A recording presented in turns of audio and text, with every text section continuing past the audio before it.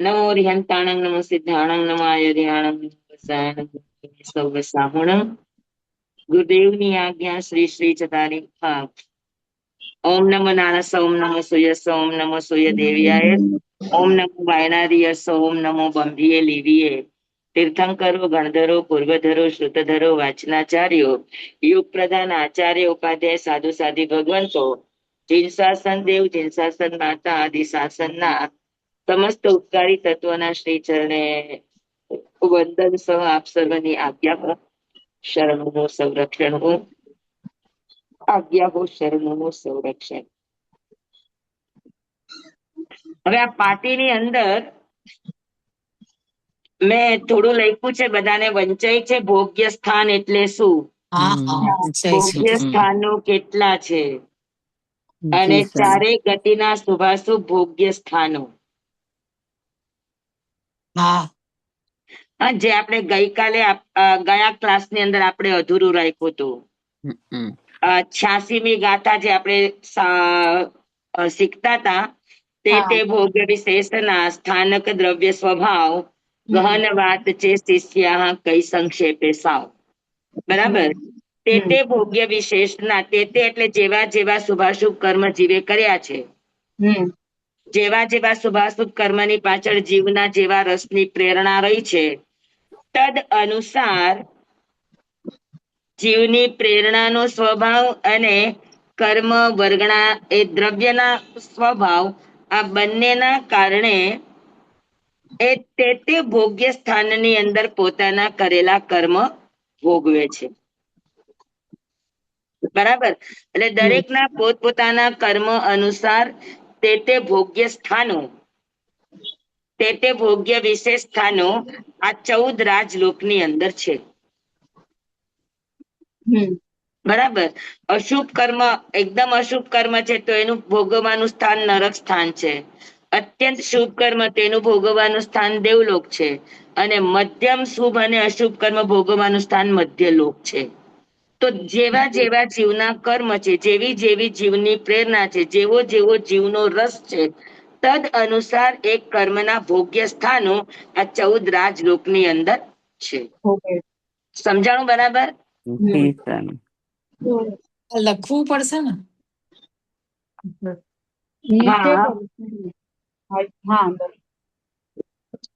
અત્યારે આપણે શીખીએ કે એકવાર વાંચી લઉં એટલે તમને સમજાઈ જાય. કે ભોગ્ય સ્થાન એટલે શું? તો જ્યાં જીવ પોતાના, તમારા સ્ક્રીનમાં વંચાય છે ને, જ્યાં જીવ પોતાના શુભાશુભ કર્મોનું ફળ ભોગવે એ સ્થાનોને ભોગ્ય સ્થાન કહેવાય છે. બરાબર. ભોગ્ય સ્થાનો કેટલા? તો કે ગતિની અપેક્ષાએ ભોગ્ય સ્થાન 4 છે. નરક ગતિ, તિર્યંચ ગતિ, મનુષ્ય ગતિ, દેવગતિ. દંડકની અપેક્ષાએ ભોગ્ય સ્થાન 24 છે, અને યોનિની અપેક્ષાએ ભોગ્ય સ્થાન 84 લાખ જીવાયોની છે, અને ક્ષેત્રની અપેક્ષાએ 14 રાજલોક. આ બધાને શું કહેવાય? તો કે આ બધા ભોગ્ય સ્થાનો છે. સમજાણું બરાબર બધાને? તો 14 રાજલોક એ પણ જીવને ભોગ્ય, એના જીવના ભોગવવા માટેના તે સ્થળોમાં જીવોએ જવું પડે છે. બરાબર. તો આ બધા ભવસ્થાનો 14 રાજુલોકમાં અલગ અલગ સ્થાનોમાં આવેલા છે.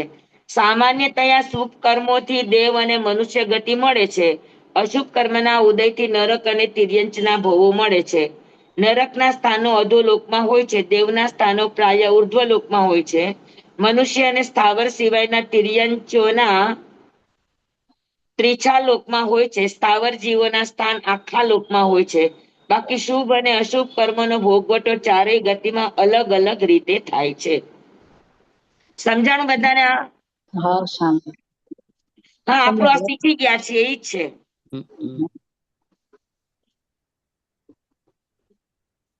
હવે આપણે ચારેય ગતિમાં કહેવાય મનુષ્ય અને દેવ એ શુભ ગતિ છે, નરક અને તિર્યંચ આ અશુભ ગતિ છે. પણ તેમ છતાં ચારે ગતિમાં નરક ગતિમાં આમ અશુભ છે, પણ છતાં અશુભની અપેક્ષાએ કઈક શુભ ફળ હોય. તિર્યંચમાં અશુભ છે, પણ તેમ છતાં કોઈક અપેક્ષાએ એમાં પણ શુભ ફળ હોય. દેવ શુભ ફળ છે, પણ એમાં કોઈક અપેક્ષાએ એમાં પણ અશુભ ફળ હોય.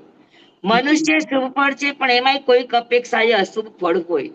એનો અર્થ એ છે કે ચારેય ગતિની અંદર શુભ કર્મના ફળ ભોગવવાના શુભ સ્થાનો પણ છે અને અશુભ કર્મ ભોગવવાના અશુભ સ્થાનો પણ છે. સમજાઈ ગયું આના ઉપર? હા સ્વામી. બરાબર.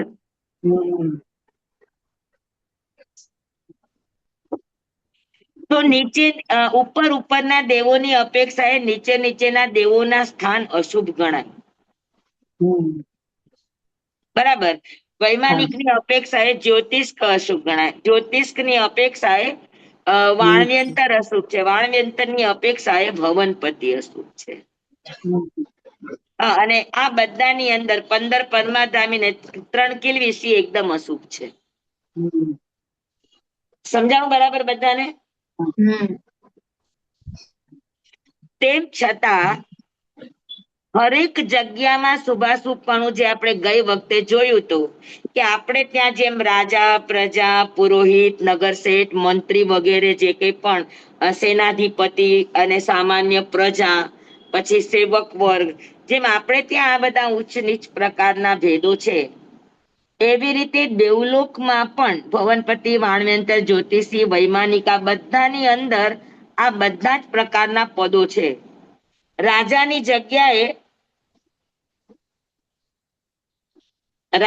જગ્યાએ ઇન્દ્ર છે. બરાબર. નગર શેઠ અને મંત્રીની જગ્યાએ સામાનિક દેવ છે.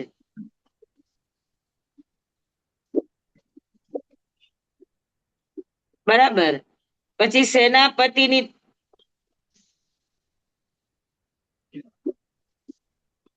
અનિકાધિપતિ,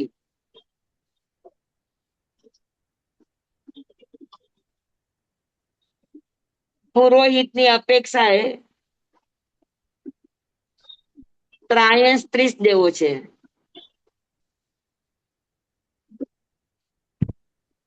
બરાબર. અને સેવકની અપેક્ષાએ આભિયોગિક દેવો છે.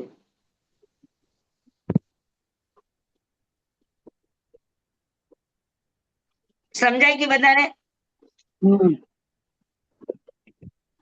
તો દેવતાની અંદર શુભ ફળ ભોગવવું એટલે ઇન્દ્ર બનવું, સામાનિક દેવ બનવું, અનિકાધિપતિ એટલે સેનાધિપતિ દેવ બનવું, ત્રાયસ્ત્રીસ દેવ બનવું. આ દેવો બનવું એ શુભ ફળ છે, કારણ કે એને કોઈના અધીનસ્થ રહેવાનું હોતું નથી. એની આજ્ઞામાં બીજા દેવો હોય છે, પણ એ દેવોને કોઈની આજ્ઞામાં રહેવું પડતું નથી. ઇન્દ્ર પણ એની આમન્યા સાચવતા હોય. ત્રાયસ્ત્રીસ એટલે ત્રાયસ્ત્રીશ એટલે પુરોહિત દેવતા, રાજપુરોહિત દેવતા. ઓકે. ત્યાં બંને ઇન્દ્રો લડાઈ કરતા હોય, જ્યારે આવું વાતાવરણ હોય ત્યારે એને શાંત પાડવાનું કામ આ પુરોહિત દેવતા કરતા હોય. હા. શાંતિ કર્મ કરવાનું કામ એ દેવો કરે. સમજાણું? હા. આદિયોગિક દેવ. આભિયોગિક દેવ એટલે સર્વન્ટ, કામ કરનારા, સેવક. ઓકે, સેવક. આ ઉપરના જે ચારે દેવો બતાવ્યા છે બધાની સેવામાં રહેનારા દેવોને આભિયોગિક દેવ કહેવામાં આવે. પછી એને જે સેવા સોંપે એ સેવા એને કરવાની હોય. તો એ અશુભમાં આવશે. બરાબર. એ અશુભમાં આવશે ને? તો ત્રાયસ્ત્રી દેવ એટલે તમારે અધીનસ્થ રહેવું પડે. તમારે તમારી ઉપરે દેવો સામાનિક દેવો છે, ત્રાયસ્ત્રીસ દેવો છે, અનિકાધિપતિ દેવો છે, તો એ બધાની આજ્ઞામાં રહેવું પડે. અને સૌથી વધારે તમારે ઇન્દ્રની આજ્ઞામાં પણ રહેવું પડે. એની આજ્ઞા વગર તમે ક્યાંય જઈ અને આવી પણ ન શકો. તો તમે તમારું આદિયોગિક કોઈ પણ જીવન જીવી ન શકો એમની આજ્ઞા વગર. અને સ્વામી તો દેવોની અંદર અભિયોગિક દેવ બનવું એ અશુભ સ્થાન છે. તો એ પહેલા બીજા દેવલોકમાં જ હોય? બધે હોય, ભવનપતિમાં હોય, વાણ્યંતરમાં હોય, જ્યોતિષમાં બધે. હોય, વૈમાનિકમાં 12 દેવલોક સુધી હોય. તો આ પરમાધામી નહીં જે છે એ અલગ ને? એ એ તો ભવનપતિમાં નીચે હોય. ભવનપતિમાં. તો એ ભવનપતિ શુભ કે અશુભ? ભવનપતિ દેવો છે નીચે, જે આપણી પૃથ્વીથી નીચે અને નીચે. પેલી નરકના આંતરાની અંદર રહે છે. હા ભવનપતિ દેવો એ અસુર કુમાર વગેરે દેવો, અસુર કુમાર, નાગ કુમાર, સુવર્ણ કુમાર વગેરે દેવો. હા તો એ દેવો આમ વૃદ્ધિમાં વાણવ્યંતર કરતા વધારે હોય. અચ્છા. હા, પણ એનું અધિકાંશ કામ જે શાશ્વત સ્થાનો છે ને એની સુરક્ષા કરવાનું. એટલે સેવકો જેવું જ ને? ભવનપતિ દેવોનું, એના ઇન્દ્રો, એના સામાનિક દેવોને આ કામ ન કરવું પડે, એના અભિયોગિક દેવતાઓને આ કામ કરવા પડે. બરાબર. અને ભવનપતિના ઇન્દ્ર છે એને પેલા દેવલોકના ઇન્દ્ર મહારાજાની આજ્ઞામાં રહેવું પડે.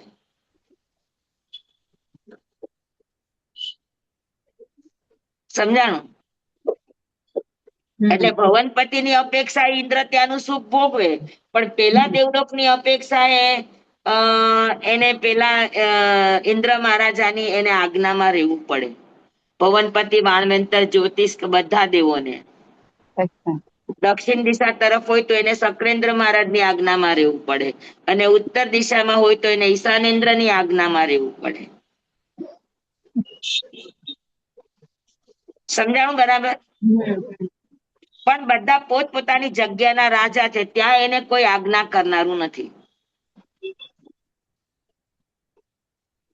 તો રાજા થવું, સામાનિક એટલે ઇન્દ્ર થવું, સામાનિક દેવ થવું, અનિકાધિપતિ થવું, રાય સ્ત્રી થવું, આ બધા શુભ કર્મનું ફળ કહેવાય. અને આભિયોગિક દેવ બનવું આ અશુભ કર્મનું ફળ કહેવાય. સમજાણું બરાબર?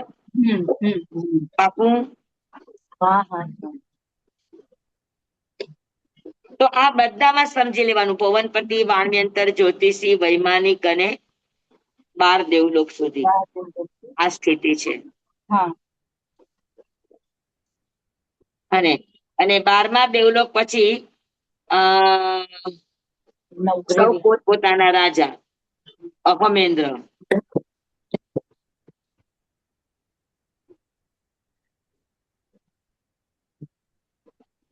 સમજાઈ ગયું બધાને?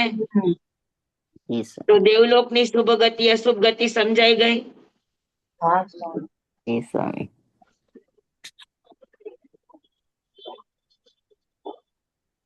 પછી દેવલોકમાં માળ હોય, માળ. જેમ આપણે ત્યાં પેલો માળ, બીજો માળ, ત્રીજો માળ, એમ નરકમાં પણ માળ હોય અને દેવલોકમાં પણ માળ હોય. તો નીચેના માળ કરતા ઉપરના માળની સ્થિતિ વધુ સારી હોય. પણ સમજી લો કે આ એક પેલો માળ છે. મેં તમને આનું ચિત્ર બતાવ્યું છે, ખાલી યાદ કરાવી દઉં કે પેલા મોટું ઇન્દ્રક વિમાન, પછી આવા 4 ત્રિકોણ વિમાન હોય. બતાવ્યું છે આ? હા બતાવ્યું. પછી ચોરસ વિમાન, હા. પછી ગોળ વિમાન, હા.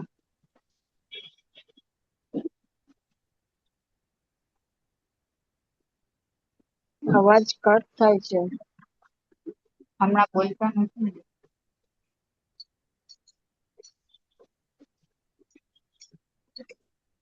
તો આવા જે લાઇનસર વિમાનો હોય, હા. પૂર્વ, પશ્ચિમ, ઉત્તર, દક્ષિણ અને ઈશાન, તો આ જે લાઈટમાં દેવો હોય ને એ બધા જ દેવો પુણ્યશાળી દેવ કહેવાય, મહર્ધિક દેવો કહેવાય. અચ્છા. હા. અને વચ્ચે આવા છૂટા છવાયા વિમાનો હોય.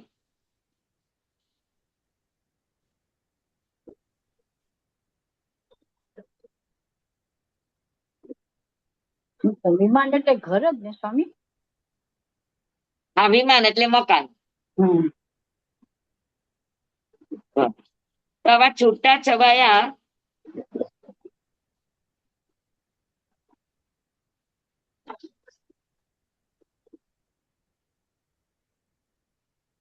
આમ લાઈનસર હોય. ત્રિકોણ, ચોરસ, ગોળ, ત્રિકોણ, ચોરસ, ગોળ, આ બધાને કહેવાય આવલિકાબદ્ધ વિમાન.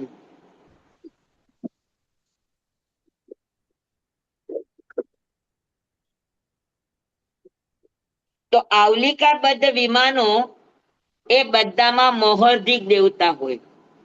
અને આવી રીતે આ છૂટાછવાયા જે વિમાનો હોય એને પુષ્પાવિકીર્ણ વિમાન કહેવાય.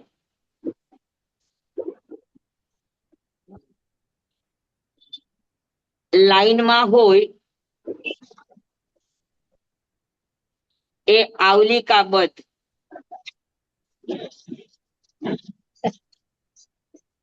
અને આમ છૂટા છવાયા હોય, આ બધા છૂટા છવાયા એને કહેવાય પુષ્પાવિકીર્ણ.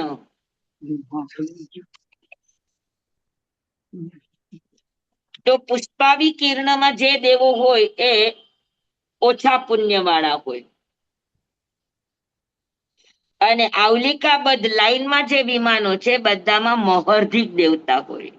નિરતિચાર આચાર વિચારનું પાલન કર્યું હોય એ બધા દેવો આ લાઈનના વિમાનમાં ઉત્પન્ન થાય. ચાર દિશા, ચાર વિદિશા. સમજાણું? તો આ બધા લાઈનમાં ઉત્પન્ન થાય એ બધા આવલિકાબદ્ધ વિમાનો છે. અને આવલિકાબદ્ધ વિમાનોમાં કોણ ઉત્પન્ન થાય? તો કે મોહર્ધિક દેવતાઓ, શુભ કર્મ કરેલા દેવતાઓ, એ બધા આવલિકાબદ્ધમાં ઉત્પન્ન થાય. હા, આ બધા આવલિકાબદ્ધમાં.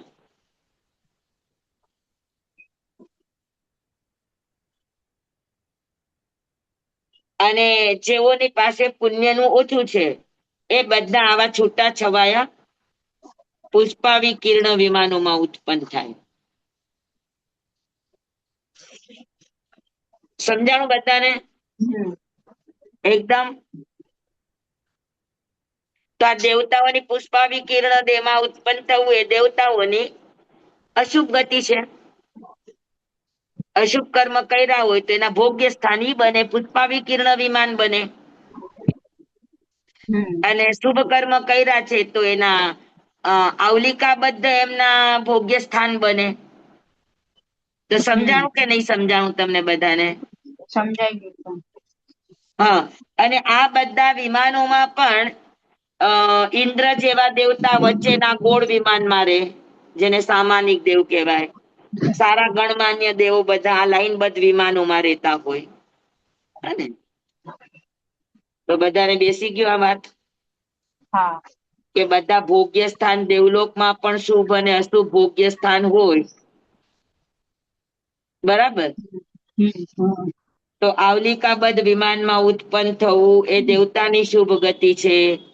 પછી ઇન્દ્ર, ત્રાયસ્ત્રી, સામાનિક દેવ, અનિકાધિપતિ વગેરે વગેરે વિમાનમાં ઉત્પન્ન થવું વગેરે વગેરે પદવીઓ પામવી એ શુભ ફળ છે.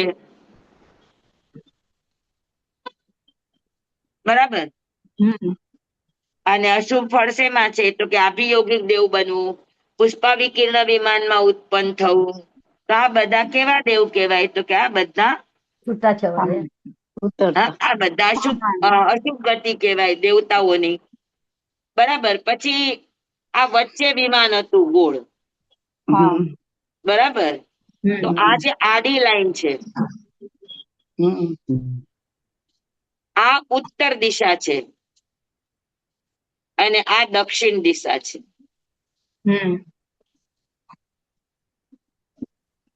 બરાબર? હવે એમાંય એવું હોય કે આવલિકાબદ્ધ વિમાનમાં પુણ્યશાળી હોય, પણ તેમ છતાં દક્ષિણ દિશાની આવલિકા કરતા ઉત્તર દિશાની આવલિકામાં વધારે પુણ્યશાળી હોય. સમજાણું? તો જેની એકદમ શુભ ગતિ હોય એ ઉત્તર દિશામાં ઉત્પન્ન થાય, એનાથી ઓછા હોય તો દક્ષિણ દિશામાં ઉત્પન્ન થાય. તો દેવતાઓની આટલી બધી એટલે જ કીધું છે કે ગહન વાત છે શિષ્ય. આ બધું સમજવું ઘણું બધું ગહન છે. હરેક ગતિના શુભ અને અશુભ ફળો છે.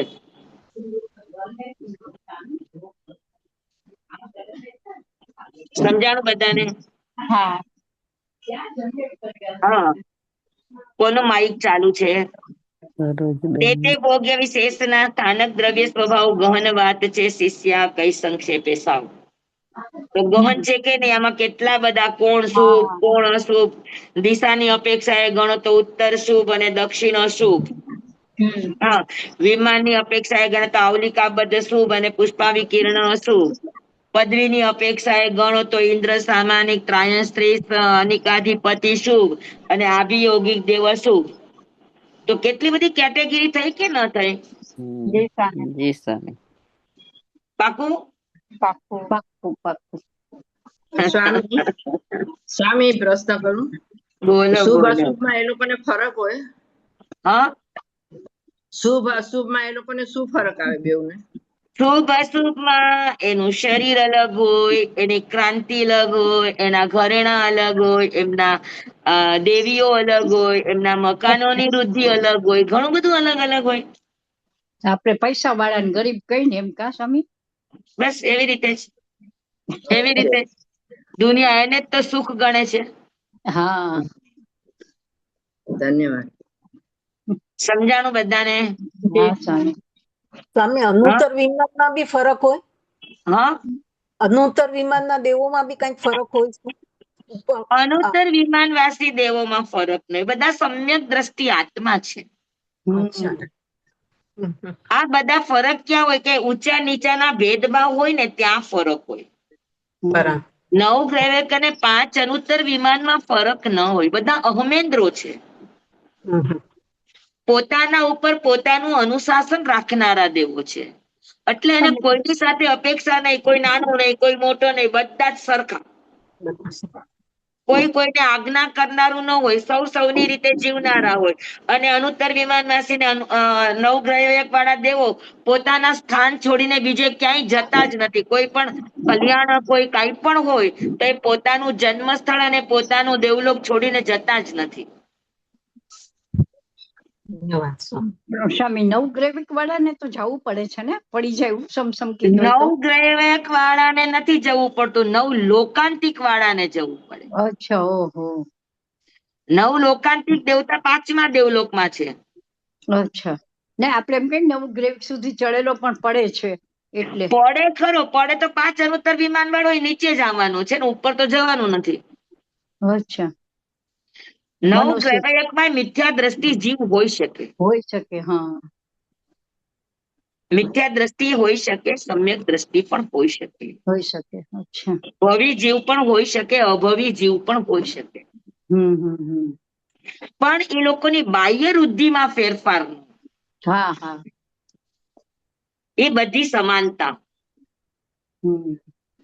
પછી કોઈ નાના મોટાના વર્તારા ન હોય, કોઈ આજ્ઞા અને કોઈ સામી અને સેવક એવા કોઈ ભાવ ન હોય. ન હોય. હા. પોતે પોતાને પૂરતા જવાબદાર. બરાબર. સમજાણું બરાબર બધાને? હા સ્વામી. હા હા. એકદમ. એકદમ તો એકદમ. દેવલોકના શુભ અને અશુભ ભોગ્ય સ્થાન જોયા. હા. વૈમાનિકની અપેક્ષાએ જ્યોતિષ વાણવ્યંતર ભવનપતિ અશુભ. જ્યોતિષની અપેક્ષાએ વાણવ્યંતર ભવનપતિ અશુભ. વાણવ્યંતરની અપેક્ષાએ ભવનપતિ ને ભવનપતિની અપેક્ષાએ વાણવ્યંતર અરસ પરસ. હા, તો સમજાણું? તો દેવોની હા. અપેક્ષાએ આવી રીતે શુભ અને અશુભ છે. હા. પછી પદવીની અપેક્ષાએ, સ્થાનની અપેક્ષાએ, ઉત્તર અને દક્ષિણની અપેક્ષાએ. તો કેટલી બધી કેટેગરીઓ થઈ ગયો. હા. અને આ બધાને સમજવા માટે બધાના અલગ અલગ અલગ કર્મબંધના કારણો છે. દરેકના કર્મના સ્થાનો અલગ છે. તો કર્મના સ્થાન અલગ છે, તેના ભોગ્ય સ્થાન પણ અલગ હોય. બરાબર. બેસી ગયું? બેસી ગયું. સરળ લાગે છે કે ગહન લાગે છે? ગહન છે સ્વામી, આટલું બધું યાદ થોડી રહે. હા, તો આ બધી વાતો કેટલી ગહન છે. હા હા. એક જ સ્થાનમાં ઉત્પન્ન થયેલા કોઈક પુણ્ય ભોગવતું હોય ને કોઈ પાપ ભોગવતું હોય, બને કે ન બને? હા સ્વામી. એક જ ઘરમાં બધી જ સાઈડી બરાબર છે, પૈસા લત્તા બરાબર છે, બધું જ બરાબર છે, પણ છતાં એક જ ઘરની અંદર એકને લોકો પૂછી પૂછીને કામ કરતા હોય, એકને કોઈ નજર સામે જોતા ન હોય, તો એક જ ઘરમાં બાહ્ય રૂઢિ સમાન હોવા છતાં પણ શુભ અશુભ ના વર્તારા હોય કે ન હોય? હા સ્વામી, છે ને. હોય શકે. નામ કર્મ એવા હોય ને સ્વામી. બરાબર છે ને? તો હા. જેવા જેના જીવના કર્મ સ્થાન એવા એવા એના ભોગ્ય સ્થાન હોય. બરાબર? હા. ગહન વાત છે શિષ્ય. બહુ ગહન છે. કર્મના ફળ માણસ ક્યાં કઈ કેવી રીતે કેટલી નાનકડી એવી અમસ્તી, નાનકડી સ્ખલનાને લઈને પણ જીવ ક્યાંનો ક્યાં વયો જાય.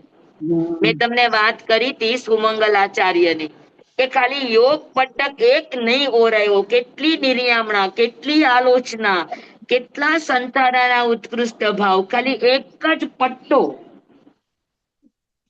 એક જ પટ્ટો ઓસિરાવ્યો નહીં તો અનાર્ય ભૂમિમાં જન્મ થયો. લ્યો, તો આર્ય ભૂમિમાંથી અનાર્ય ભૂમિ અશુભ સ્થાન છે? હા સ્વામી. કેવડી સ્ખલના! શું સ્વામી નું રહ્યું વસી રહ્યું? યોગ પટ્ટો. યોગ પટક, પગે બાંધવાનો ગરમ પટ્ટો. ઓહો. કસાયો ઓસિરાવ્યા, પોતાના વિકારો ઓસિરાવ્યા, પોતાના અશુભ ભાવો ઓસિરાવ્યા, કેટલી આલોચના કરી, કેટલી નિર્યામણા કરી, પણ એક યોગ પટ્ટકની મમતાને લઈને એક તો અનાર્ય ભૂમિમાં ફેંકાઈ ગયા ને હેન્ડીકેપ થયા. એ બીજું તો છે કે નહીં અશુભ ફળ? ભૂલ કેવડી? પેરાલિસિસ એટલે જ થતું હોય ને સ્વામી. ભૂલ કેવડી? ભૂલ નાની અમથી અને ભોગવટો કેટલો મોટો. હા સ્વામી. હા, તો જીવના જેવા જેવા રસના કર્મ સ્થાન એવા એવા રસના આ 14 રાજલોકની અંદર ભોગ્ય સ્થાનો છે. બરાબર? પણ એક એક ને સમજો તો એટલું ઊંડું ઊંડું ઊંડું તમારે જવું પડે કે જ્યાં તમારી કલ્પના, તમારી બુદ્ધિ કામ ન કરે. એટલે કૃપાળુ દેવે કહી દીધું કે ભાઈ ગહન વાત છે શિષ્યા, કઈ સંક્ષેપે સાવ, કે ભાઈ શુભ કર્મ ભોગવવું છે તો ઉપર જાય, અશુભ કર્મ ભોગવવું છે તો નીચે જાય, મધ્યમ કર્મ ભોગવવું છે તો ત્રીછા લોકમાં રે. ગહન વાત છે. હા. બરાબર? હા સ્વામી. સૂક્ષ્મમાં કહી દીધું તારે શું કરવું. હા, એ શોર્ટ માં કહી દીધું કે તારે શું કરવું. હવે નરક છે એ અશુભ સ્થાન છે, હા. પણ નરકમાં પણ શુભ શું?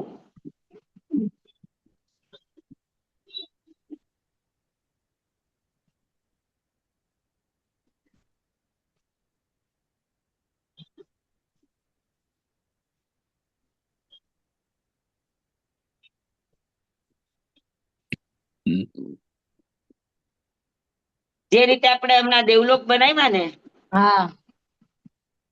પાટીમાં લખવું સારું પડે, આ સ્લેટમાં લખવામાં થોડીક પેન આડી અવડી વહી જાય છે. હા, પણ આદત નથી ને એટલે.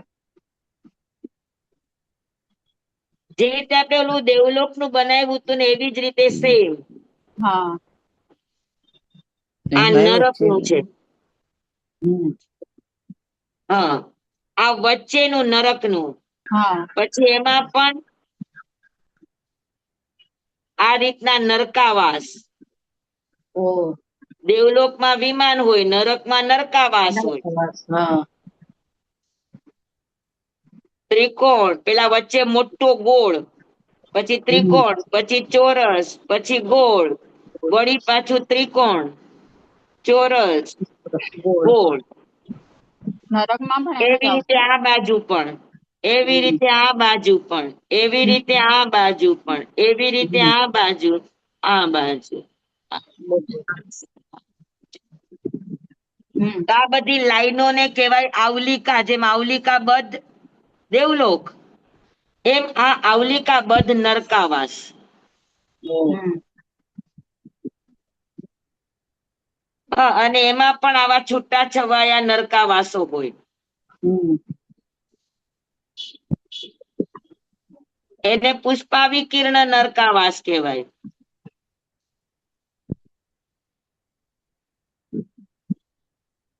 સમજાણું બધાને? હમ તો આ આવલિકા બદ્ધ નરકાવાસની અંદર લાઈનબદ્ધ નરકાવાસ છે, એમાં ઉત્પન્ન થતા નારકી કરતા આ છૂટા છવાયા નરકાવાસમાં ઉત્પન્ન થનારા નારકીને દુઃખ વધારે હોય. હમ આવલિકા બદ્ધમાં દુઃખ ઓછું હોય પ્રમાણમાં. હા હા હા, અને એમાં પણ દક્ષિણમાં દુઃખ વધારે હોય, ઉત્તરમાં દુઃખ ઓછું હોય. ઓહ. તો સ્વામી સમકીર્તિ દેવ ક્યાં રહેતા હોય? હા, સમકીર્તિ દેવે હોય ને અંદર આપણે નરકમાં. આ નરકાવાસ આ સમકીર્તિ હોય ને, નરક હા નારકી, ઈ એક સમકીર્તિ નારકી પણ હા હોય. હા ઈ પણ અહીંયા સમકીર્તિ નારકી પ્રાય કરીને આ આવલિકા બદ્ધમાં હોય. હા આવલિકા બધમાં હા. આવલિકા બદ્ધમાં હોય અને છૂટા છવાયા. હમ સાતમી નરકમાં તો 5 જ નરકાવાસ છે. ઓહો એક ગોળ અને 4 ત્રિકોણ. ઓહો. છૂટા છવાયા છે જ નહીં. હા, તો આપણે એમાં દક્ષિણ દિશામાં વધારે દુઃખ હોય, ઉત્તર દિશામાં દુઃખ ઓછું હોય. સમજાણું? બાકીની દિશાઓ, હા, બાકીની બધી દિશાઓમાં કાંઈ નહીં. 4 દિશા 4 વિદિશામાં આવલિકા બદ્ધ નરકાવાસ, લાઈનસર નરકાવાસ. એટલે લાઈનસર પુષ્કરમાં નરકાવાસના નારકીઓને દુઃખ ઓછું હોય, ક્ષેત્ર વેદના ઓછી હોય, પરસ્પર વેદના ઓછી હોય. હા આપણે સમજાણું? સ્વામી સાત અને નરકના છૂટા ચોર્યાસી છવાયા હોય એને વેદના વધારે હોય. હા દિશાની અપેક્ષાએ કહો તો દક્ષિણ દિશામાં વેદના વધારે હોય, હા ઉત્તર દિશામાં વેદના ઓછી. ઓકે બહુ ક્રૂર કર્મ, તીવ્ર કર્મ કરનારા દક્ષિણ દિશામાં ઉત્પન્ન થાય. તો પૂર્વ પશ્ચિમમાં ઓછી હોય. પૂર્વ પશ્ચિમ આવલિકા બદ્ધ, ત્યાં 2 જ ભાગ પડે, ઉત્તર અને દક્ષિણ. જે મેં આ વચ્ચે લાઈન કરી છે ને હા આ. હા હા ઓકે ઉપર અને નીચે બરાબર. હા. તો એમાં ઉત્તર અને દક્ષિણ 2 જ વિભાગ હોય, 4 વિભાગ ન હોય. ના હોય. સમજાય ગઈ બધાને? તો ઉત્તરની બોર્ડરમાં આવ્યા હોય એને દુઃખ ઓછું હોય, દક્ષિણની બોર્ડરમાં આવ્યા હોય એને દુઃખ વધારે હોય. વધારે પછી આવલિકા બદ્ધ કરતા છૂટા છવાયા પુષ્પાવિકીર્ણ નરકાવાસમાં દુઃખ વધારે હોય. સૌથી ઓછું દુઃખ આ વચ્ચેના ગોળ નરકાવાસમાં હોય. હા આ બધા આ એક પાથડો છે, તો એક પાથડામાં સૌથી ઓછું દુઃખ ક્યાં હોય? તો કે આ વચ્ચેના નરકાવાસમાં, ગોળમાં, આ ગોળમાં. બરાબર. સમજાણું? હા સ્વામી આપણે કઈ છે ને 7 નરકના 84 લાખ નરકાવાસા છે. બે સાવા જ નરકાવાસ. હા હા હા હા છૂટા છવાયા. આવલિકા બદ્ધ નરકાવાસ બધાની સંખ્યા નિશ્ચિત છે, કે ગોળ કેટલા હોય, ત્રિકોણ કેટલા હોય, ચોરસ કેટલા હોય, અચ્છા.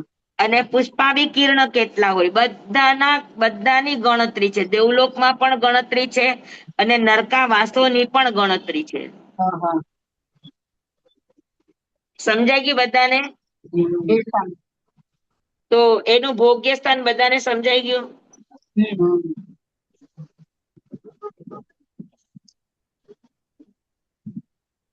કહીએ છીએ 7 કરોડ 72 લાખ ભવનપતિના ભવન છે. હા, આપણે કહીએ ને 7 કરોડ 72 લાખ ભવનપતિના ભવન ઈ છે. ભવનપતિના ભવન, એ પણ નીચે પેલી નરકના આત્રામાં આવ્યા. હા અને આ પાથડામાં રે નારકીજી. સ્વામી આટલું ક્યાં યાદ રહેવાનું હતું? આથડા ને પાથડા. આ પણ ભોગ્ય સ્થાન છે ભાઈ, આ બધાય. હા એ તમે અમને સમજાવ્યું એટલે મગજમાં એમ થયું કે આ છે બધું. તો 14 રાજલોકમાં આ બધા સ્થાનો છે. હા હા આ કોઈ કલ્પના નથી. ના ના સ્વામી. જીવ જેવા કર્મ કરે એ પ્રમાણે એને તે જગ્યામાં જવું પડે. પડે પડે.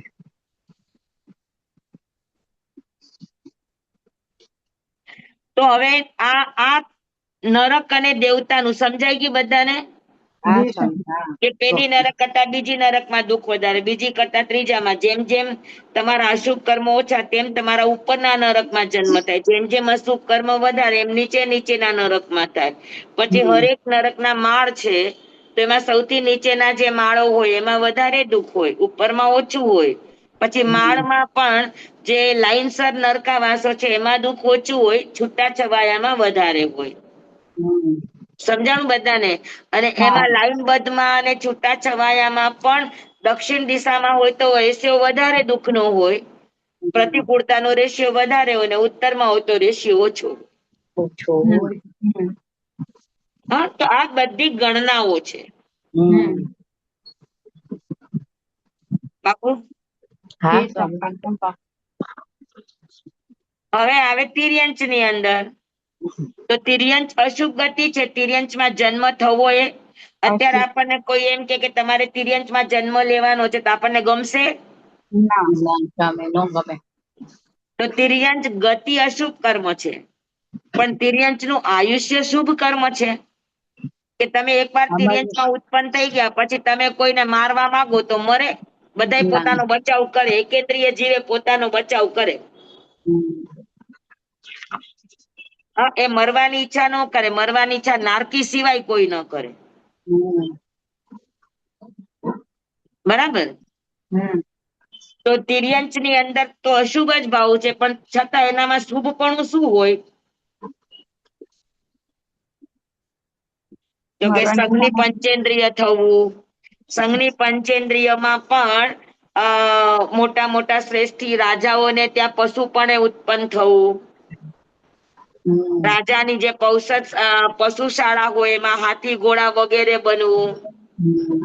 હાથી રત્ન બનવું, હસ્તી રત્ન બનવું, અશ્વરત્ન બનવું. તો આ બધા એના શુભ ભાવો છે, શુભ પુણ્ય ફળો છે કે નહીં? હા, આપણા ગરીબને રહેવા માટે ઘરે ન મળતું હોય ને ત્યાં કૂતરાને રહેવા માટે આખો એક રૂમ મળે. મળે કે ન મળે? અહીંયા હવા ખાવાનો પંખોય ન મળે ને ઓલાને એસી મળે. તો આ બધા જ શુભાશુભ કર્મના અલગ અલગ ભોગ્ય સ્થળો છે. હા, તો તિર્યંચ ની અંદર સારા ઘરે જવું, સારી પોઝિશનમાં જવું તો એ પુણ્ય ફળ છે. બરાબર? અને અશુભ જગ્યાએ જવું જ્યાં ખાવાના પણ વાંધા હોય, આહાર સંજ્ઞા, ભય સંજ્ઞા, ચારેય સંજ્ઞામાં દુઃખ ને દુઃખ જ હોય, તો એ બધા અશુભ ફળો છે. તિર્યંચના એ અશુભ ગતિના ફળો છે. અને સારી જગ્યા મળી તો શુભ ફળો છે. પછી જુગલિયા તિર્યંચ થવું તો શુભ ફળ છે. આમ વનસ્પતિ વગેરે અશુભ ફળ છે, પણ વનસ્પતિમાં કમળ બનવું, ગુલાબ બનવું, મોગરો બનવો, ચમેલી બનવું આ શુભ ફળ છે. ધતુરો બનવો અશુભ ફળ છે. તુલસી બનવું શુભ ફળ છે. સોના ચાંદીમાં ઉત્પન્ન થવું શુભ ફળ છે. હોય કે નહીં? પાણીમાં, પવિત્ર પાણીમાં ઉત્પન્ન થવું, પવિત્ર નદીઓના પાણીમાં ઉત્પન્ન થવું. હા, તો એ બધા શુભ ફળો છે. સ્થાવરમાં પણ શુભ અશુભ હોય, વિકલેન્દ્રિયમાં પણ શુભ અશુભ હોય, પંચેન્દ્રિયમાં પણ શુભ અને અશુભ ફળ હોય. તો તિર્યંચમાં પણ શુભ અને અશુભ થયું કે નહીં? અશુભ ગતિ હોવા છતાંય એમાં પણ તમને શુભ ફળ જોવા મળે. બરાબર બેસી ગયું બધાને? બધાને બેસી ગયું? હવે મનુષ્ય છે તો મનુષ્ય પણ શુભ ગતિ છે, પણ તેમ છતાં અપર્યાપ્ત અવસ્થામાં માણસને મરી જવું એ અશુભ ફળ છે. પૂરું આયુષ્ય ન મળવું પૂરી ઇન્દ્રિયો ન મળવી, અનાર્ય ક્ષેત્રમાં જન્મ થવો, ગરીબ પરિવારોની અંદર જન્મ થવું, ખાવા પીવાના પણ સાંસા હોય એવી જગ્યાએ જન્મ થવો, સમૂર્ચિ મનુષ્યમાં ઉત્પન્ન થવું. બરાબર, ભોગ ભૂમિમાં ઉત્પન્ન થવું. તો આ બધું શું છે? તો કે આ બધા શુભ ફળો છે.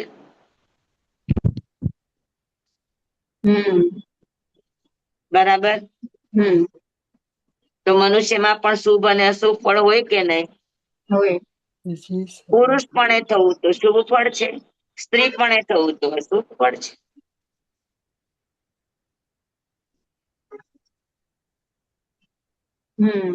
તો કેટલા બધા ભોગ્ય સ્થાન થયા કયો જોઈ?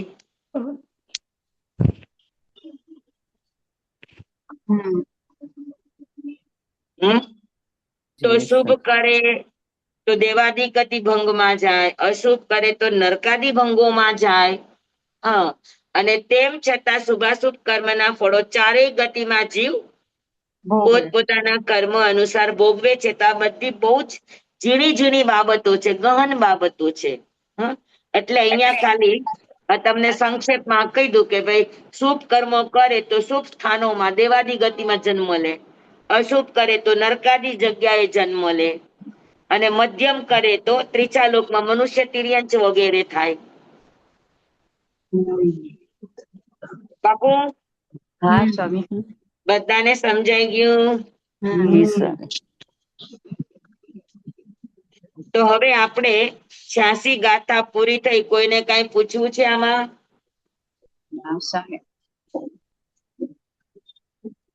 સ્વામી એકદમ વિસ્તારથી તમે એટલું સરસ બતાવી દીધું. ગહન વાત છે, એટલું આમ ગહન છે. તમે સમજાવ્યું સ્વામી. અમે તો ખાલી શબ્દ વાંચી જતા, ગહન વાત, ગહન વાત. એમ ખબર ન પડે, એક જ જગ્યા હોવા છતાં પણ કર્મના ભેદના કારણે એકને સુખ હોય ને એકને દુઃખ હોય. એવું બને ને? એના તરફ આપણે કદી ધ્યાન પણ નથી આપતા. એ ક્યારેય આપણે ધ્યાનમાં લેતા નથી. આપણે એક જ ઘરમાં છીએ તો બધાને કેમ અલગ અલગ? બધાને અલગ અલગ છે કે બધાના શુભાશુભ અલગ છે.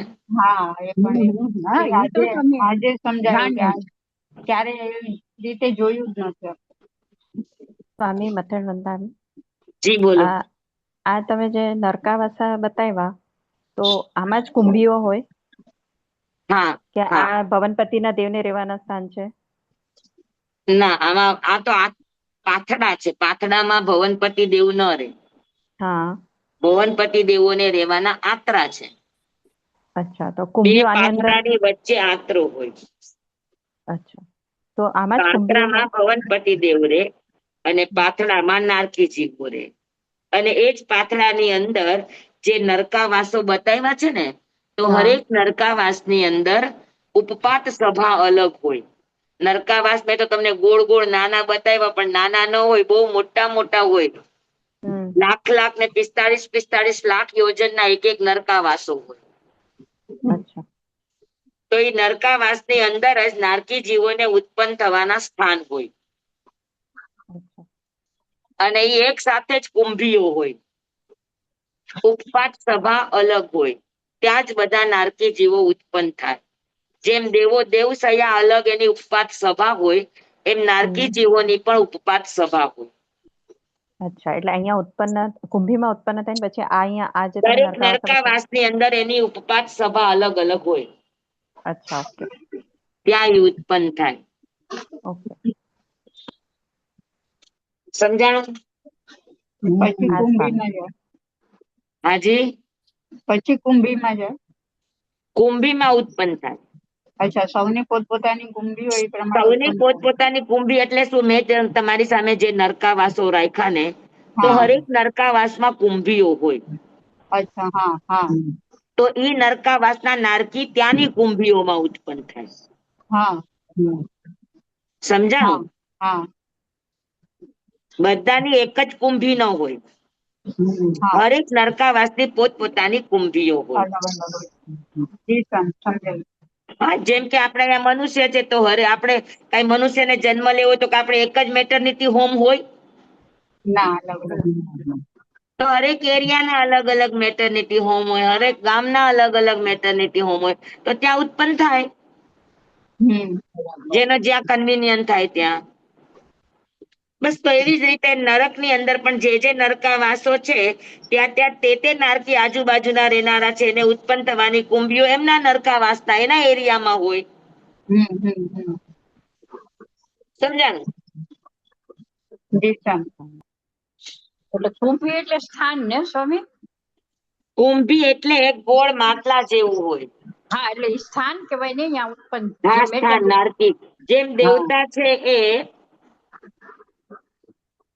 દેવસૈયામાં ઉત્પન્ન થાય, હા. એમ નારકી જીવ છે એ કુંભીમાં ઉત્પન્ન થાય.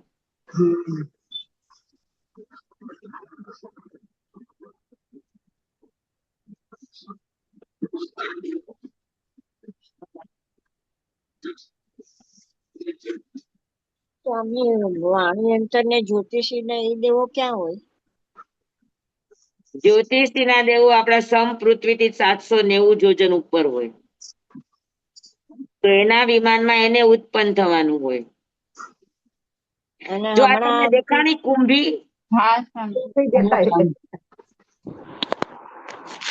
આ કુંભી છે. આ એનું મોઢું સાંકડું હોય હા. અને પેટ એકદમ મોટું હોય. હા. કેમ કે ઓછામાં ઓછો નારકી 8.5 ધનુષ્યનો હોય અને 7મી નરકમાં તો 500 ધનુષ્ય એટલે 3000 ફૂટનો નારકી હોય. હા, તો એનું પેટ આટલું મોટું હોય હા. અને ઉત્પન્ન એને બહાર નીકળવાની જગ્યા મોઢું સાંકડું હોય, એને કુંભી કહેવાય. તમને ખબર હોય તો મહારાષ્ટ્રના ગળા તમે જોયા છે? મહારાષ્ટ્રના ગળા એની ડોક પતલી હોય, ટૂંકી હોય અને પેટ મોટું હોય. આપણે સુરઈ કહ્યું સ્વામી, સુરઈ કહ્યું. હા, સુરાઈ ટાઈપ નું, હા. બરાબર છે. એને કુંભી કહેવાય. એટલે દરેક નારકીને એના મોઢા નાના હોય ને પેટ મોટું હોય, તો પેટમાં ઈ ઉત્પન્ન થાય, પણ પછી એને કાઢવા માટે એના ટુકડા કરીને જ કાઢવું પડે. એ તો ટુકડા વૈકલ્ય કર્યા છે તો વગર કોઈ નાનું એને ના થાય. કાઢી ન શકે. સ્વામી, વૈક્રિય છે તો એ ઓલું નાનું ના થઈ શકે? હે? વૈક્રિય છે ને તો એ નાનું ના થાય? વૈક્રિય છે એ નાનું થાય, પણ જીવ પોતે કરે તો થાય, કોઈ કરે તો ન થાય. અચ્છા, ઓકે. હા. તો સ્વામી કુંભીમાંથી તો હજુ ઉત્પન્ન થયા હોય બિચારા નવા નવા અને ભયંકર વેદના હોય, એટલે હાથ ઊંચા કરીને કે મને કાઢો, મને કાઢો. હવે ઈ હાથ ઊંચા આમ કાઢો કાઢો કેતા હોય, તો બહાર જે બીજા નારકી હોય ઈ આવે અને આવીને આમ હાથ ઊંચા કરતા હોય, તો એને બધાને હાથ પકડે અને પછી કાપતા જાય ને બહાર કાઢતા જાય. ઓહો, પછી બહાર નીકળીને ભેગા થાય સ્વામી? અને બહાર નીકળે એટલે પાછા બધા ભેગા થઈ જાય. સ્વામી કારણ છે. પ્રશ્ન છે, પૂછું? હા, બોલો. આપણે આપણા મનુષ્યના ગર્ભમાં પણ તો બહાર નીકળવાનું સ્થાન નાનું હોય, બાળક મોટું હોય, તો પછી એને આવી જ રીતે ખેંચીને બહાર કાઢતા હશે ત્યારે? આપણે ટુકડા કરી ન કાઢે. સ્વામી, હાડકા જ ન હોય ને હજી બાળકને? હા, હાડકા હોય જ ને બાળકના શરીરમાં, એમને એમ ન કાઢે. એ સમયે ગર્ભનું મોઢું મોટું થઈ જાય, એટલે એમાંથી બાળકને કાઢી લે. કોતડીનું મોઢું મોટું થઈ જાય અને કદાચ કઈક બીજી પરિસ્થિતિ હોય તો સિઝેરિયન કરે. આખા ગર્ભને જ ઓપન કરીને બાળકને કાઢી લે. હા. પણ ત્યારે બી એને એટલી તકલીફ વેદના થતી હશે ને? એ મારે ના પૂછવું ના ના ના, એને વેદના ન થાય. કુંભીમાંથી આ નીકળતી બધી હોય વેદના સહન કરવી પડે માતાને, હા. બાળકને કઈ નહીં. બાળકને તો એ નાની જગ્યામાં રહેવાનું હોય, એમાંથી તેને આઝાદ થવા મળ્યું.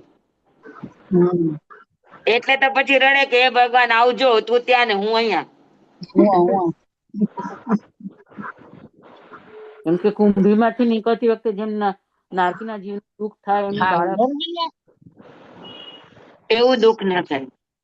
જી સ્વામી નહીં ઈ જ સ્વામી, જન્મ વિવાહ નોર્મલ માં તો થાય ને, હા નોર્મલ ડિલિવરી માં તો બાળકને દુઃખ થાય ને સ્વામી. એનું એને કઈ પરાણે ના કાઢવો પડ્યો હોય, ધીરે ધીરે ધીરે ધીરે ધીરે ધીરે જગ્યા મોટી થતી જાય ને એને સરકાવી લેવામાં આવે ઓહો. કોઈ બાળકને. એમ કે છે જન્મના દુઃખ અનંત છે. હા આપણે કહીએ ને જન્મના દુઃખ અનંત છે. આ જન્મના દુઃખ ઈ પેટમાં સહન કરવા પડ્યા હોય ને ઈ. હા ગર્ભાશયમાં રહેવું પડ્યું હતું. અને જન્મનું દુઃખ છે ઈ માતાને, કે બાળકનો જન્મ થાય ત્યારે માને દોડે દીએ તારા દેખાય. હા ઈ વાત સાચી છે. હા 999 નાડી તૂટે છે સ્વામી. તમે બધા અનુભવી છીએ, અમે તો બધા બિન અનુભવી છીએ. હા ઈ તો છે. એમ કે એક બાળક ત્યારે જન્મે એમ. સાચી વાત છે. ચાલો બધાને બેસી ગયું. હા સ્વામી. હા હવે 87મી ગાથામાં નવો પ્રશ્ન રજૂ થશે હા કે ભાઈ અમે જીવ માયનો, જીવ આત્મા છે, નિત્ય છે કરતા, નિજ કર્મનો છે ભોગતા, બરાબર, આ બધું જ માનીએ છીએ, પણ હજુ માથામાં બેસતું નથી કે મોક્ષ હોઈ શકે, કર્મથી મુક્તિ હોઈ શકે. હા એ હવે આ 5મો પ્રશ્ન છે. આપણો ટાઈમ પૂરો. છતાં આપણે આ એક પેજ વાંચી લઈએ હા કે કૃપાળુ દેવના પવિત્ર સત્સંગ દ્વારા શિષ્યના સંશયો ટળતા જાય છે, ઓછા થતા જાય છે અને સમ્યક જ્ઞાનનો ઉદય થતો જાય છે. હવે 6 પદમાંથી 5મું પદ મોક્ષ છે એ વિશે શિષ્ય પોતાની મૂંઝવણ વ્યક્ત કરે છે. અત્યાર સુધીમાં કૃપાળુદેવે સચોટ ન્યાય તથા દ્રષ્ટાંતો વડે સિદ્ધ કરીને બતાવ્યું કે આત્મા છે તો એ નિત્ય છે તો એ જીવની પ્રેરણાથી કર્મ બાંધે છે, અને જે પ્રમાણે જીવની પ્રેરણાથી કર્મ બાંધે છે એ પ્રમાણે ભોગ્ય સ્થાનોમાં કર્મના ફળને ભોગવે છે. તો આ બધી વિચારણા આગળ વધતા શિષ્યના અંતરમાં એક નવી શંકાનો જન્મ થાય છે. એને લાગે છે કે જેવી રીતે જગત અનાદિ અનંત છે, એવું ક્યારેય નહોતું કે જગત નહોતું, એવું ક્યારેય નહીં હોય કે જગત વર્તમાનમાં નહીં હોય, અને એવું ક્યારેય નહીં બને કે ભવિષ્યમાં જગત નહીં હોય. જગત એટલા 14 રાજલોક ગ્રુપ સંસાર, બરાબર. તો એ ભૂતકાળમાં હતો, વર્તમાનમાં છે ને ભવિષ્યમાં પણ જગત તો રહેવાનું છે. એટલે જગત અનાદિ અનંત છે. તેવી રીતે આત્મા પણ અનાદિ અનંત છે. અને એવી રીતે આત્મા સાથે કર્મનો સંબંધ પણ કેટલા કાળથી છે?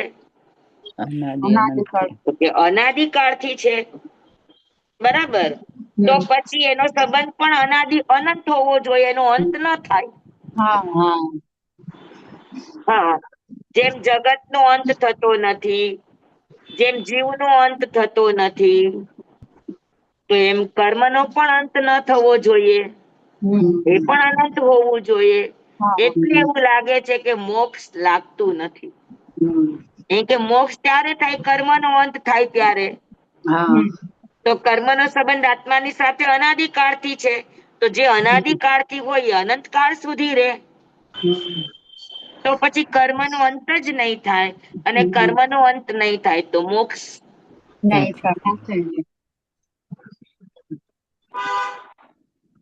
આત્મા કર્મ બંધનથી સર્વથા છૂટીને મોક્ષ પદ પામે છે.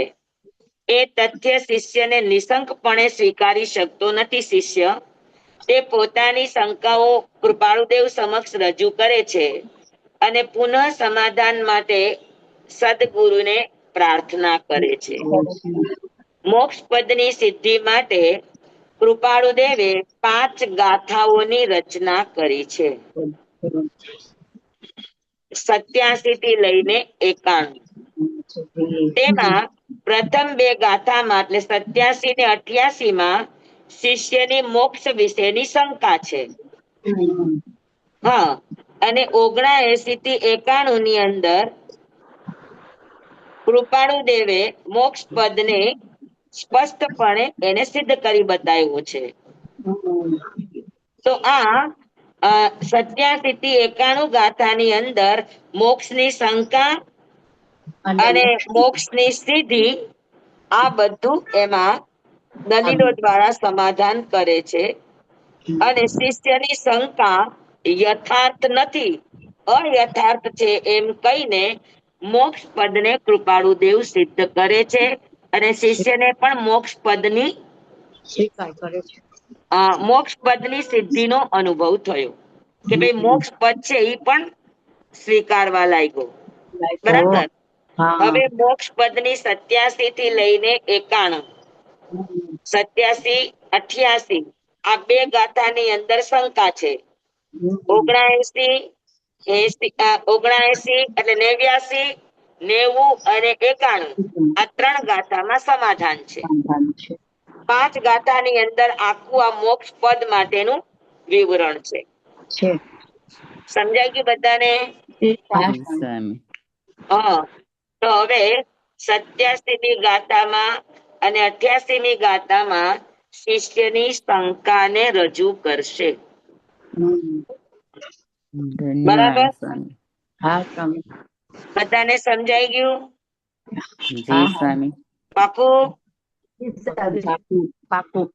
એકદમ સરસ રીતના સમજાયું સ્વામી. ખૂબ ખૂબ આભાર આપનો. જંગાઈદમ બચ્ચામીનમ હિનખરમ અચખરમ પયહીનમ વિનયહીનમ જોગહીનમ ઘોષહીનમ સુટ્ટુદીનમ દુટ્ટુ પરિચયમ અકાલે કહો સજ્જાઓ કાલે ન કહો સજ્જાઓ અસજ્જાએ સજ્જાયમ સજ્જાએ ન સજ્જાયમ ભણતા ગણતા ચિંતવતા વિચારતા સુણતા સાંભળતા જ્ઞાનીઓના અનંત અનંત ભાવો છે, અનંત અનંત પર્યવો છે, અનંત અનંત ગમા છે, અનંત અનંત નય છે, અનંત અનંત નિક્ષેપ છે, અનંત અનંત રહસ્ય છે, અનંત અનંત ખુલાસાઓ છે. આમાંથી કોઈ પણ ભાવ ભેદ નય નિક્ષેપ ગમા રહસ્ય ખુલાસાનું સ્ખલન છદમસ્ત ભાવે મારા બોલવામાં કહેવામાં સમજાવવામાં આવ્યું હોય, આપના સાંભળવા સમજવામાં આવ્યું હોય તો અરિયણસિદ્ધ કેવડી ગુરુ ભગવાન આપની સાક્ષીએ આત્મા પરમાત્માની સાક્ષીએ તસ્મે તમેવ સચ્ચમ નિશંકામ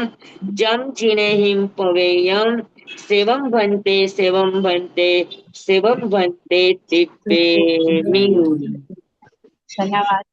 નમો હરિહંતાણંદ નમો સિદ્ધાણંદ નમો આયર્યાણંદ નમો વસાયાણંદ નમો લોય સૌવસાહુણં. ગુરુદેવની આજ્ઞા શ્રી શ્રી ચતારી મંગલમ હરિહંતા મંગલમ સિદ્ધા મંગલમ સાહુ મંગલમ કેવલી પનત્તો ધમો મંગલમ ચતારી લોગુતમા હરિહંતા લોગુતમા સિદ્ધા લોગુતમા સાહુ લોગુતમા કેવલી પનત્તો ધમ્મો લોગુતમો ચતારી શરણં પવજ્જામિ અરિહંતે શરણં પવજ્જામિ સિદ્ધે શરણં પવજ્જામિ સાહુ શરણં પવજ્જામિ કેવલી પનત્તં ધમ્મં શરણં પવજ્જામિ. 4 શરણા 4 મંગલ 4 ઉત્તમ કરે જે નર ભવસાગરમાં ન બુડે તે સકલ કર્મનો આણે અંત મોક્ષ કણા સુખ લહે અનંત ભાવ ધરીને જે ગુણ ગાય તે જીવ તરીને મોક્ષે જાય સંસારમાં હિ શરણાચાર અવર શરણ નહીં કોઈ જે નર નારી આરાધે અક્ષય અવિચલ પદવી હોય અંગૂઠે અમૃત વસે લબ્ધિ તણા ભંડાર. શ્રી ગુરુ ગૌતમ સ્વામીજી ભગવાનને સમરીએ તો સદાય મન વાંચિત ફલદાતાર, સદાય મન વાંચિત ફલદાતાર. બોલો ભગવાન મહાવીર સ્વામી કી જય. પૂજ્ય ગુરુદેવ કી જય. ખૂબ ખૂબ આભાર સ્વામી. સ્વામી પોરસી એકાશાના પછા પોરસી પચકાન ચોવ્યમ પ્યારમ પચકે અસનમ પાણમ કાયમં ક્ષાયમં નત્તાણા ભોગેનમ સહસ્રાગારણં સવ સમાહિ વત્યાગારણં અપાણં વોસિરે એકાસના ઉપરાંત ચોવ્યમ પ્યારમ પચકે અસનમ કાયમં ક્ષાયમં અનત્તાણા ભોગેનમ સહસ્રાગારણં સવ સમાહિ વત્યાગારણં અપાણં વોસિરે. તપસ્યા કરને વાલે કો ખૂબ ખૂબ આભાર સ્વામી. ધન્યવાદ. આપનો ખૂબ ખૂબ આભાર. ખૂબ ખૂબ આભાર. બધાને ખૂબ ખૂબ ધન્યવાદ. ખૂબ આભાર. હા માંગલિક કીધું ને મેં. હા સ્વામી કહ્યું કાલે લેવાશે ને હાજી હા હા કાલે પાઠ લેશું આપણે. હા બેન જય જિનેન્દ્ર જય જિનેન્દ્ર બધાને. સુખ શાંતિ મળે સ્વામી. જય જિનેન્દ્ર.